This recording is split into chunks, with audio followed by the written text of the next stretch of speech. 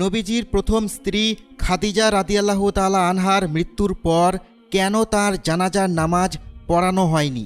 আর তখন রমজান মাস থাকা সত্ত্বেও কেন সেদিন কেউ রোজা পালন করেনি?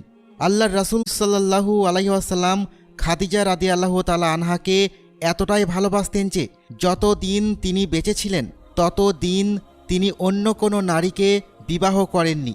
নবীজি সাল্লাল্লাহু আলাইহি ওয়াসাল্লাম খাদিজা রাদিয়াল্লাহু তাআলা আনহার বিষয়ে বলতেন, আমি তার চেয়ে উত্তম কোনো স্ত্রী পাইনি।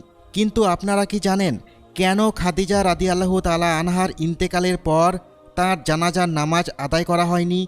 মূলত এটা এই কারণে যে খাদিজা রাদিয়াল্লাহু তাআলা আনহা যখন ইন্তেকাল করেন তখন 5 ওয়াক্ত সালাত সহ জানাজা সালাত বা অন্য কোনো সালাতের বিধান নাজিল হয়নি। ঠিক একইভাবে হজরত খাদিজা রাদিয়াল্লাহু তাআলা আনহার ইন্তেকালের দিন